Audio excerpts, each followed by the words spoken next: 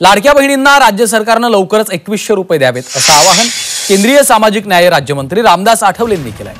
महायुतीनं ही योजना आणलेली आहे। विधानसभा निवडणुकीत महिलांनी महायुतीला भरभरून मतदान केलं।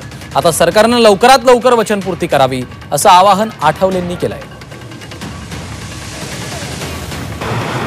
एकतर महाराष्ट्रामध्ये जे सरकार स्थापन झालेलं आहे देवेंद्र फडणवीसांचं, त्यांचं काम अत्यंत चांगलं चालू आहे, निर्णय अत्यंत चांगले होत आहे।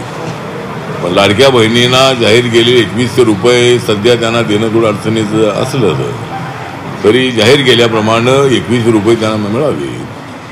दिल्लीच्या सरकारने रेखा गुप्ता यांचं जे बीजेपीचं सरकार आहे त्यांनी 2500 रुपये हे आपल्या जाहीरनाम्यामध्ये मॅनिफेस्टोमध्ये इलेक्शनच्या 25 रुपये देण्याचं अनाउन्स केलं होतं आणि दिल्लीच्या सरकारने मात्र 25 रुपये महिन्याला देण्याचा निर्णय घेतलेला आहे।